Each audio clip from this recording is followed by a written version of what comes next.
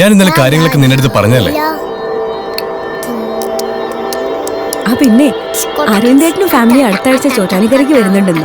ഇവന്റെ അടുത്ത് തങ്ങാനാ അവരുടെ പ്ലാൻ.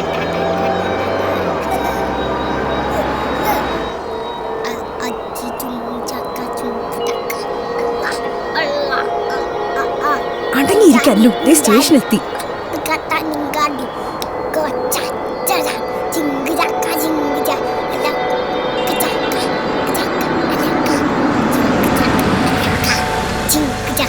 എടാ വിനു, എന്തുവാടി?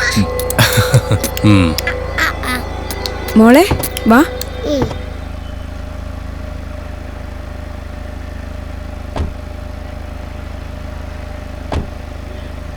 വിനു പോട്ടെ. ഓക്കേ ചേച്ചി.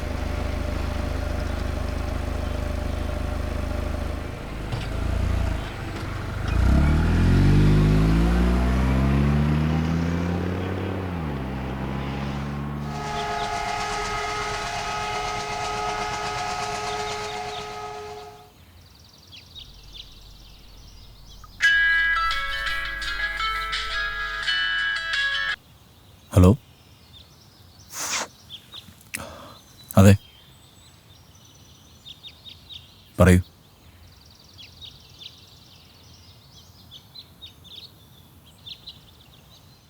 അതെ, ഞാനവിടെ വരണം.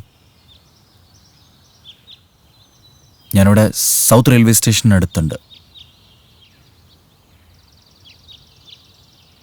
ഓക്കെ, ഞാനവിടെ എത്തിയിട്ട് വിളിക്കാം.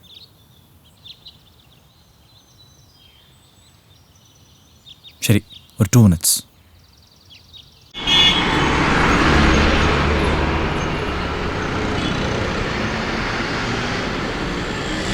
ഹലോ ഹലോ ഹലോ, ആ ധനപാലനാണ്.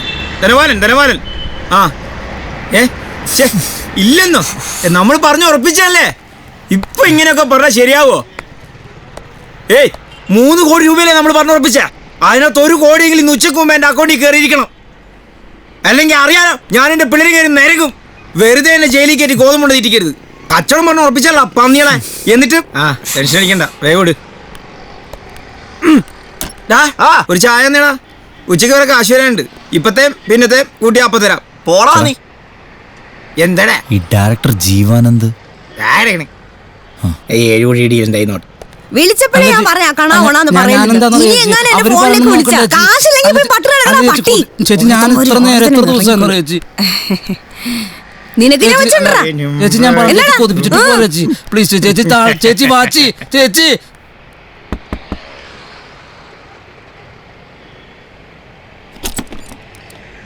ഞാൻ വിനയ് വരാൻ പറഞ്ഞിരുന്നു. സിംഗറാണല്ലേ? അതെ, വരൂ.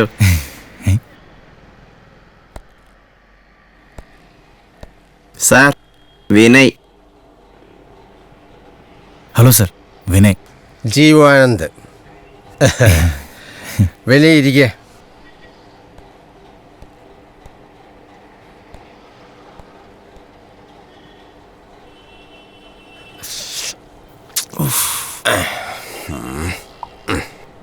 വിനയ് കഴിക്കില്ലേ? ഒരെണ്ണം ഒഴിക്കട്ടെ? വേണ്ട സർ, വല്ലപ്പോഴും കഴിക്കാറുണ്ട്, പക്ഷെ ഇപ്പോൾ വേണ്ട. നല്ല കാര്യം, കഴിക്കണം. ഒരു നല്ല കലാകാരൻ ഒരു നല്ല മദ്യപാനിയായിരിക്കണം. വിശ്വവിഖ്യാതനായ ചാൾസ് റുഫോയെ പോലെ എഴുത്തുകാർ നമുക്ക് എങ്ങനെയാണോ മാതൃകയാകുന്നത്? താൻ തന്നെ പറ.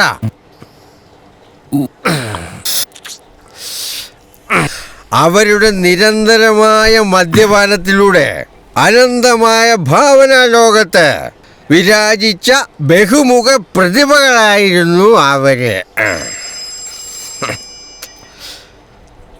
ഹലോ, പറടോടെ എന്താണ്? നാളത്തേക്ക് ഇനി പോയടയൊക്കെ കിടന്ന് നാളെ റെഡിയാക്കാം. ചേട്ടാ, കുറച്ച് വെള്ളം.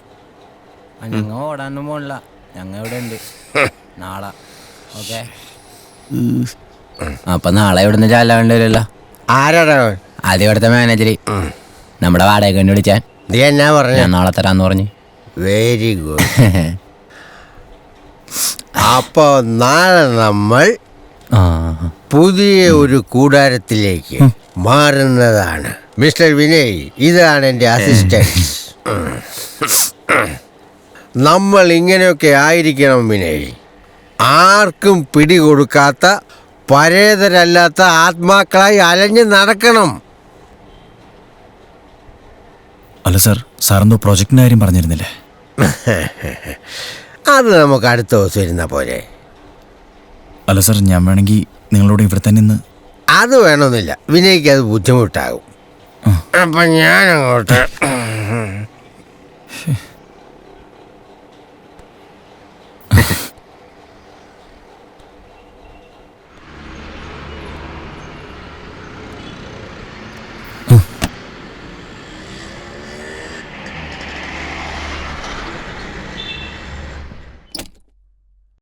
ഈ റെൽക്കോൺ ഫ്ലാറ്റിലെ 12B രണ്ടെണ്ണത്തിനല്ലേ ഇവന്മാര് തല്ലിക്കൊന്നെ. ഏതോ ചാനലുകാർ പാട്ടുപാടി ജയിച്ച പയ്യന് കൊടുത്തതാ ഫ്ലാറ്റ്. ഇങ്ങനെയൊക്കെ കിട്ടുന്ന ഫ്ലാറ്റിന്റെ വാസ്തു ശരിയാണ്, ആരെങ്കിലും തല്ലിക്കൊന്നാന്ന് ഇതൊക്കെ ആരന്വേഷിക്കാൻ? കിട്ടണവന്റെ വിധി അവിടെ കിടന്ന് അനുഭവിക്കുക തന്നെ.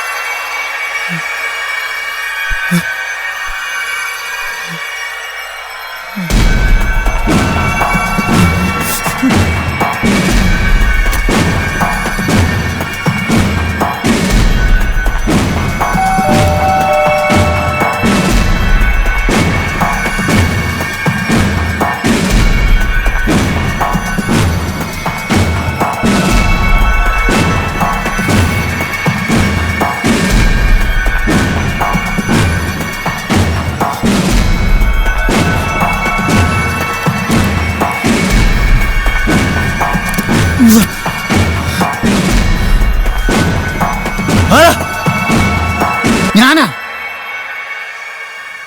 കൊച്ചുമോനെ, നീ ഇവിടുന്ന് ഈ പാതിരാത്രിക്ക്? കട്ടപ്പനയെന്ന് നിന്നെ ഞെട്ടിച്ചോണ്ട് ഞാനൊരു വരവ് വരുമെന്ന് പറഞ്ഞില്ലേ, ഇപ്പൊ ഞെട്ടിയില്ലേ? ഞെട്ടി മോനെ, ആ നീ അകത്തേക്ക് വാ. എന്റെ പുറകോശം കണ്ടപ്പോ പേടിച്ചു പോയി, പേടിച്ചു തൂറൻ.